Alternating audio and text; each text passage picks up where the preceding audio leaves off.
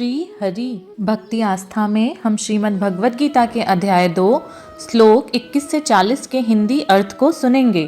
श्लोक 21-22 श्री भगवान कृष्ण कहते हैं, हे पृथा पुत्र अर्जुन, जो पुरुष इस आत्मा को नाश रहित, नित्य, अजन्मा और अव्यय जानता है, वह पुरुष कैसे किसको मरवाता है और कैसे किसको मारता है।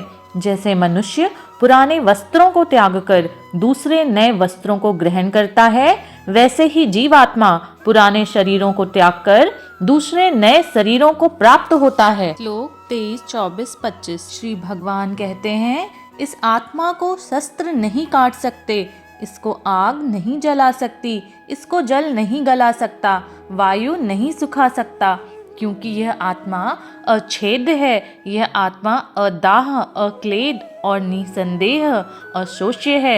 यह आत्मा नित्य, सर्वव्यापी, अचल, स्थिर रहने वाला और सनातन है। यह आत्मा अव्यक्त है। यह आत्मा अचिंत्य और यह आत्मा विकार रहित कहा जाता है।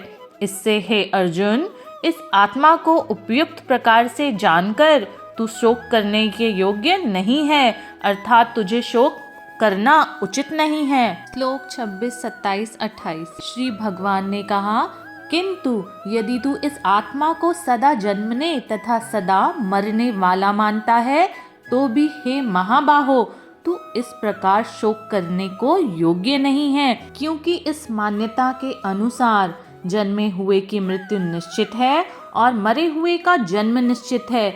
इससे भी इसके बिना उपाय वाले विषय में तू शोक करने को योग्य नहीं है।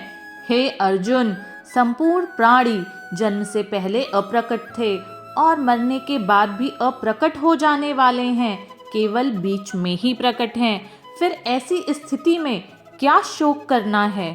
श्लोक 29, 30, 31 कोई एक महापुरुष ही इस आत्मा को आश्चर्य की भांति देखता है और वैसे ही कोई दूसरा महापुरुष इस तत्व को आश्चर्य की भांति वर्णन करता है, तथा कोई दूसरा आधिकारिक पुरुष ही इसे आश्चर्य की भांति सुनता है और कोई कोई तो इसे सुनकर भी नहीं जानता।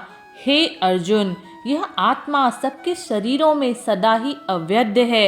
इस कारण संपूर्ण प्राणियों के लिए तू शोक करने के योग्य नहीं है, तथा अपने धर्म को देखकर भी तू भय करने योग्य नहीं है, अर्थात तुझे भय नहीं करना चाहिए, क्योंकि क्षत्रिय के लिए धर्मयुक्त युद्ध से बढ़कर दूसरा कोई कल्याणकारी कर्तव्य नहीं है। श्लोक 32, 33, 34 श्री भगवान बोले, हे पार्थ, अपने आप प्राप्त हुए और खुले हुए स्वर्ग के द्वार रूप इस प्रकार के युद्ध को भाग्यवान क्षत्रिय लोग ही पाते हैं, किंतु यदि तू धर्मयुक्त युद्ध को नहीं करेगा तो स्वधर्म और कीर्ति को खोकर पाप को ही प्राप्त होगा, तथा सब लोग तेरी बहुत काल तक रहने वाली अपकीर्ति का भी कथन करेंगे और माननीय पुरुष के लिए अपकीर्ति मरण से भी बढ़कर है। श्लोक 35, 36, 37 श्री भगवान कहते हैं,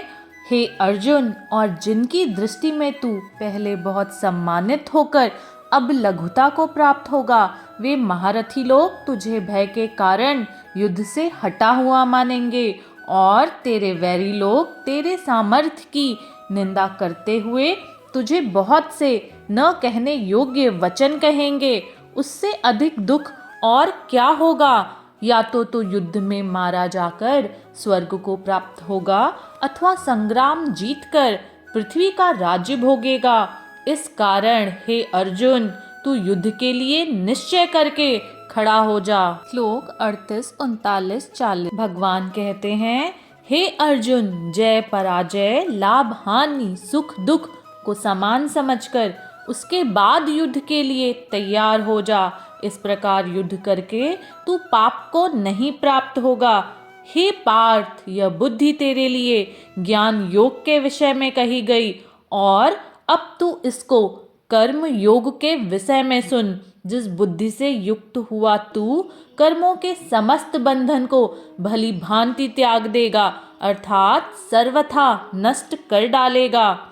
इस कर्म योग में आरंभ का अर्थात बीज का नाश नहीं है, उल्टा फल रूप दोष भी नहीं है। इस कर्म योग रूप धर्म का थोड़ा सा भी साधन जन्म और मृत्यु रूप महान भय से रक्षा कर लेता है।